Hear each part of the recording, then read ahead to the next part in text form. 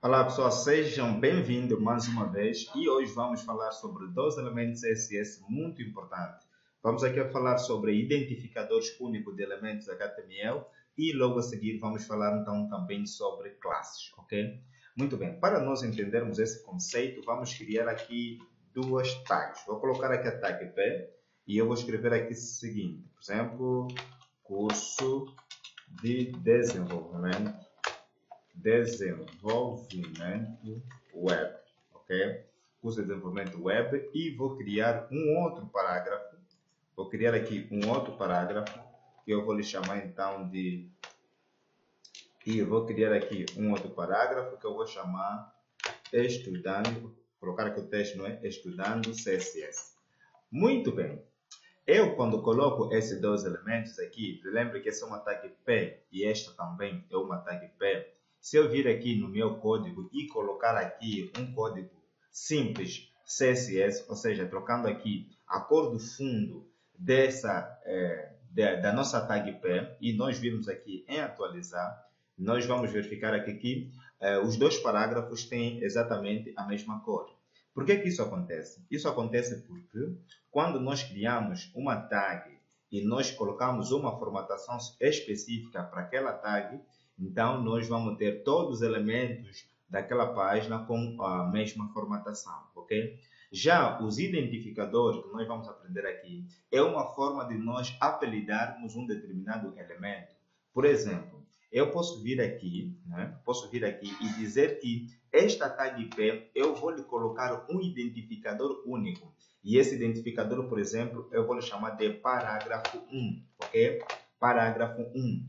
Quando isso acontece, quer dizer que se eu formatar esse elemento com base no seu identificador único, ele vai ter uma formatação totalmente única, ok? Então, venho aqui no meu CSS e eu vou colocar aqui então uma formatação com base no identificador.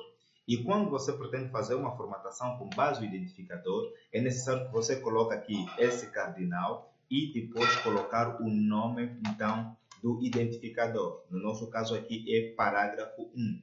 Vamos abrir aqui a nossa chave normalmente e aqui a gente coloca a formatação que a gente pretende, ok? Por exemplo, aqui eu vou colocar aqui, por exemplo, uma formatação, coloquei esse brown, ok? Um castanho ali. Então, coloque então essa formatação.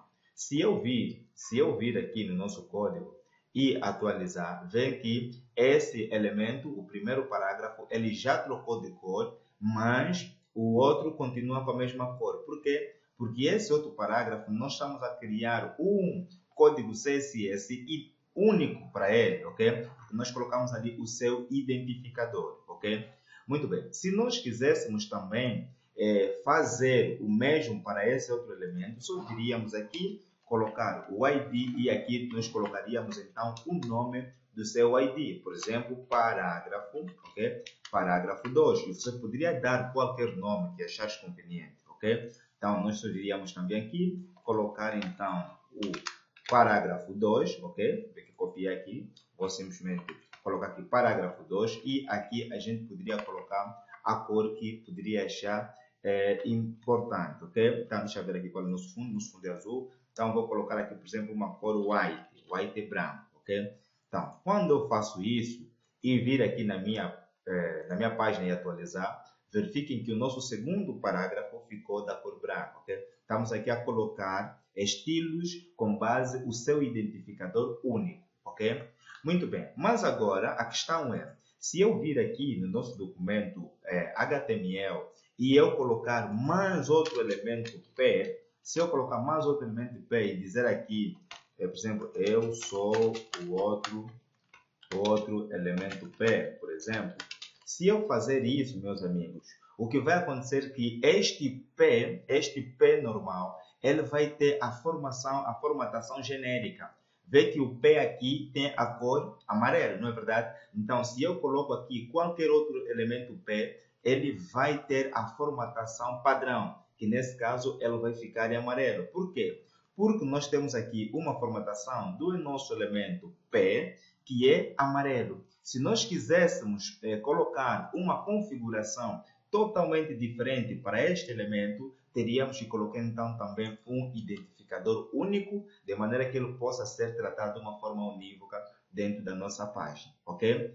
Muito bem. Um elemento muito importante também é saber que quando nós estamos a criar os IDs dos elementos, nunca podemos ter dois elementos na mesma página com o mesmo ID. O ID, como o próprio nome diz, é um identificador único e para cada elemento deve ter o seu próprio ID, ok? Então, essa aula é para nós termos aqui, então, a ideia, o que é que realmente esses IDs representam e quando estivermos a fazer projeto de verdade ou se estivermos ali em um projeto, nós já sabemos que sempre que tivermos aqui um ID é porque criou-se um identificador único, de maneira que então possa ser formatado aquele elemento de uma forma unívoca, ok? Então, espero que vocês tenham percebido aqui o conceito de ID e na próxima vamos então aqui começar a falar sobre classes, ok? Estamos juntos e até mais.